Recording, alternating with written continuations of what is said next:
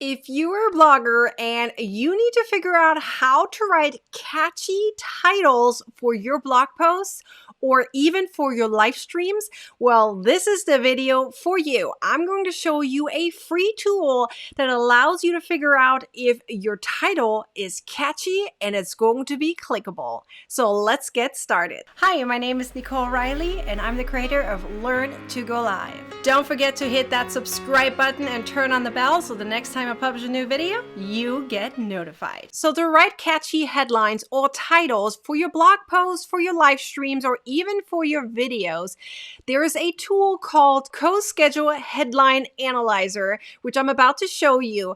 And I use it all the time to see if my titles actually have a chance to be clickable. It gives you even some more details about how you can improve upon it and literally analyzes your headlines. So let's take a look. If you watched my previous video on how to rank for the right keywords, then you already know that I used the keyword DIY Afghan. That was the perfect keyword to rank for. Now, if you didn't watch that video, you might want to check it out. It's in a link in the description and as well as right up there. So I use the keyword DIY Afghan.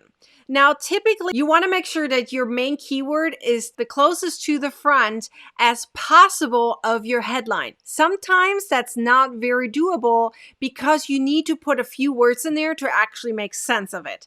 Okay, so I'm going to show you a few examples on how you can do this. So here is one example right here, and it says how to make an amazing DIY Afghan easily. So there's a few things that I used. One, I used Howto. It's a very important and very powerful keyword that lets people know that they can make this DIY Afghan and not purchase it. So this is really to aim for those people that want to make it for themselves. Then make, obviously, is another one. And then amazing is something that stands out and is catchy and is an emotional keyword that you want to use.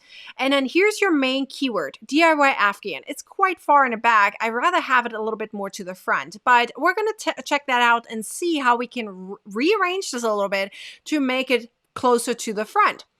Easily is another very powerful keyword you want to use in order to catch someone's attention and say, this one is easily done by you. Now, make sure that your keywords as well as your headlines are not fake, meaning don't do clickbait. So when you say how to make an amazing DIY Afghan easily, then when they click through, it should be easily, it should be amazing, and it should be a DIY Afghan that they can make for themselves. So make sure that you follow through on your promise of your headline. So if you click Analyze, you then see that here it gives me a number of 80. 80 is great. It's green.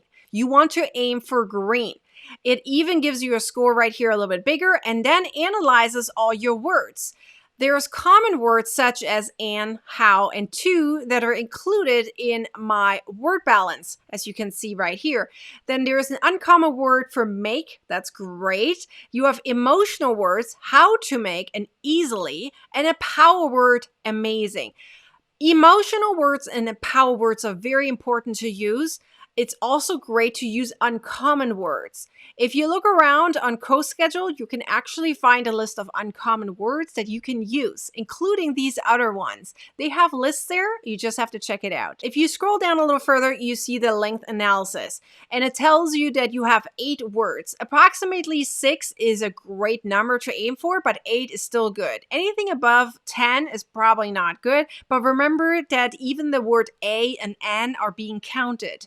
So it has 40 characters, which means it's not going to be cut off when it shows up in Google search. So that's great. It even tells you that 55 is the length that you want to be either aiming for or be below it, right? And if you scroll even further, it gives you a little bit more detail about when a reader skims through your text, what can you actually see? When I skim through the search results, what do I look for? It's very often that we look in the beginning of the keyword as well as the end. So here you can see that DIY Afghan still stands out, even though it's not all the way in the front.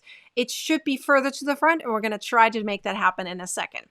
It also tells you a little bit more about it, and it can tell that DIY Afghan is your main keyword, which is great. It also tells you about positive emotions in your headline, which is very important. You don't want to be negative. So here you can see I rearranged it a little bit, and I wanted to see what happens when you remove how to. How to is a very, very powerful keyword that helps you rank higher, especially when you do how-to things. And this is a DIY thing and I'm looking for. So how to can really help you and it can stand out for your audience. So I removed it, and let's see by moving my keyword closer to the front if that helped me getting a better score, or did it give me a lower score because I had to remove how to. You could write down amazing Afghan and then how to make it easily. Let's try that in a second. But look, I have a lower score. It went down to 71. And if you actually look why, it's because the how-to is missing. You have an even distribution here on all common, uncommon, emotional power words, which is great, but it tells you that the headline is very generic. There's nothing special about it. There's probably not enough characters in order to make it powerful enough. And if you look even further, you can see that DIY Afghan is still the main keyword. It's still positive, but it's very generic. So let's see how we can change this up slightly. So here I tried something different. So I added my main keyword close to the front, just like I did before. And I have a powerful word over here, amazing DIY Afghan. And then I made a dash just to space it out a little bit and say how to make one easily. So you still now have how to, you have make, you have easily. So let's see what kind of number do I get. The higher the number, the better, right? So here we go. I got 82. That is a big improvement from both 80 and 71 because I added the word how to again into my headline. And I still kept my keyword as close as possible to the front. So you can see that I have a lot of emotional words in there, and how to is back in the common over here. One is in there, which is an uncommon word, which is great. So it brought that number up a little bit. The headline is a how to. It can tell. That's a great one to use because a lot of people are looking for it. The character number as well as the words are ideal.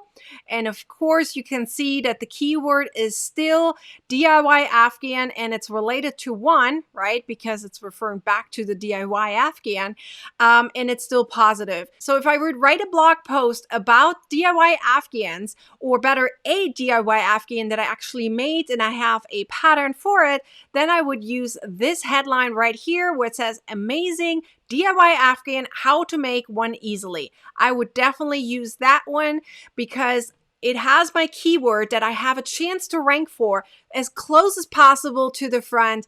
And it actually has a good score here using CoSchedule Headline Analyzer. This tool is free to use. You do have to put in your name, email address, and your website just to be able to use it, but it's free. You don't have to pay for anything, and it's a great tool to use when you write your blog posts or even your live streams or your videos, right? Videos from YouTube do rank also on Google search. So might as well use this tool as well to make it catchy, right? You can use this tool for YouTube search as well. Don't forget, I have more videos down below in the description as well as the end of this video, as well as my YouTube channel itself. So you might want to check those out if you want to learn more about blogging, social media, live streaming, and marketing. Get your strategy on point and have confidence and get engagement.